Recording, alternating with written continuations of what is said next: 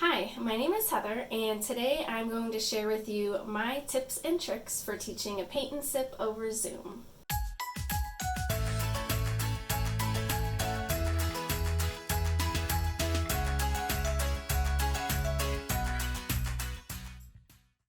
Before we start, I just want to give a shout out to my friend Connie Bootz, an artist. I was scheduled to teach a couple Zoom paint and sips, and I had never done it before, so I asked her for some tips because she had taught a lot for the Erie Art Museum. So some of these tips are from her. I'm going to include a link to her Etsy shop in the description in case you want to check her out. First, let's talk about the setup. For my setup, I have two screens. So one is going to be the screen that you're recording from, and then the other one is going to be where you can see everything that's happening in the class. The way that I do this is I have this snake arm phone holder. So I connect it right here to my table, and then I put the phone here, and then it can record what's underneath it. And it's really nice because you can just adjust it however you want. And that way you can get a top-down view of you painting on your canvas. So that's one view. And then the other one is having some kind of second screen. I have my iPad, or you can use if you have a laptop or another phone, but it's better if the screen is bigger so you can really see. And then you can have that right there so you can see what you're projecting, and also you can see all the other people that are in the class, and you can see what they're doing, so you can kind of see if they're still painting or if they're waiting for the next step or whatever. And another thing is that you want to make sure you plug in your charger because the video uses a lot of the phone's resources. So you definitely don't want to run out of battery when you're in the middle of a class. That would be horrible. Another thing is I like to print out a small version of the painting like this. I think this is 4x6. And then you can have that up in the corner. You'll have it down on the table where your painting is going to be as you're painting, and that way people can see what the finished product is going to look like. They can kind of reference it as they're going along. So now before class, you want to include a list of materials for people that are going to be in the class, what kind of things they need for the class. For these I include a plate, water, brushes, acrylic paints, chalk to sketch out the image, paper towel, and a canvas. And I've found that people are way less picky about their painting when it's the ones over Zoom. So I usually will just say green, but I'll be using Kelly green. Brown, I'll be using burnt sienna. So that way if they just want to use the paints they have at home and they just have some kind of green, they can do that. I've definitely found that they don't expect their painting to look exactly like yours. When I teach in person, people are way pickier and they're like, why doesn't my color look like that color if you're using a different blue or a different green?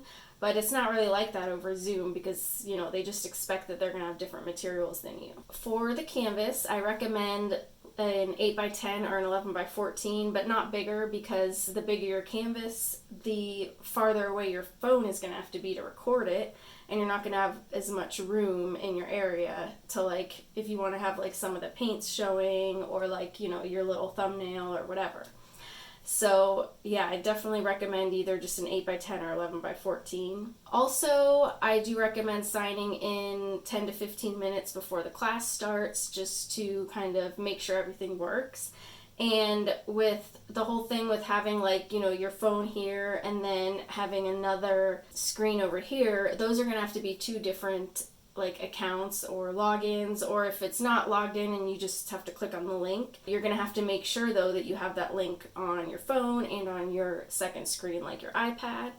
And when you first log in or get into the class, your phone, you're going to want it to be recording, but then your other screen, you're going to want it to not be recording and not have any of the audio turned on. So you're going to want to make sure you have all that set up properly before the class. And then another thing is, if you want to record it so that maybe you can put it up for other people to watch later if they want to make the painting later, then just remember to ask everyone, if you don't want to be in the recording, turn off your camera. Here's some tips for during the class. you want to have everyone mute themselves, and you can just tell them that they can unmute themselves if they have a question. I actually find that I very rarely get any questions over Zoom.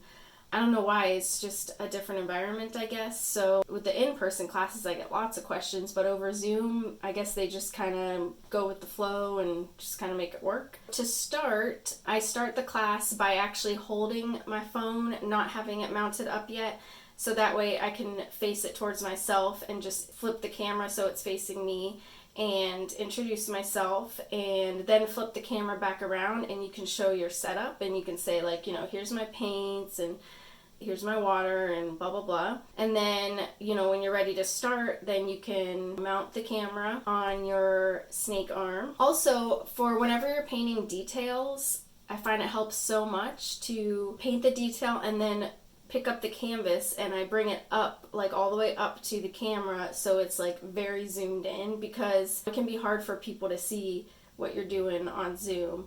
And so that's why I like to hold it up so they can really see big what I'm doing, what I'm sketching, or what I'm painting. You can also keep an eye on people, and you can tell if they're still painting or not. So, you know, after you finish a step, just make sure you look and see if there's a lot of people just kind of sitting there, or if there's a lot of people still painting, and you'll kind of know like where they are in the process.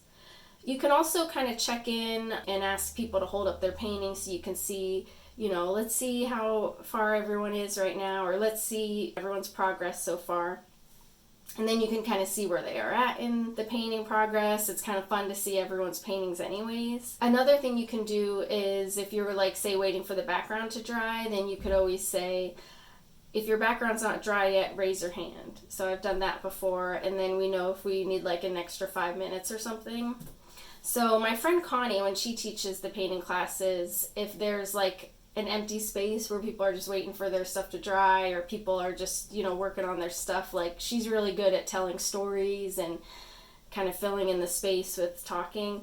But I'm not really great at that, because honestly I don't really like just like talking on and on. So, you know, I either just like let the silence go, or I might say, like, you want 5 minutes to go to the bathroom or get a snack or something, you can do that. But another thing is, that's why I really like to use the thick canvases rather than like the thin panel ones, because while the background's drying, then you're doing the edges, and so then you don't really have those empty spaces so much. Once you get through your whole class, then for the end of the class, it's always fun to just have everyone hold up their paintings and then just like take a screenshot or take a snapshot with your phone or something. And then you can also use that for like advertising for your next class, kind of show like what it looks like. And that's about it for my tips and tricks for teaching a paint and sip over Zoom. If you have any questions, please leave them in the comments. And I hope that this video helped you. Have fun painting. Bye.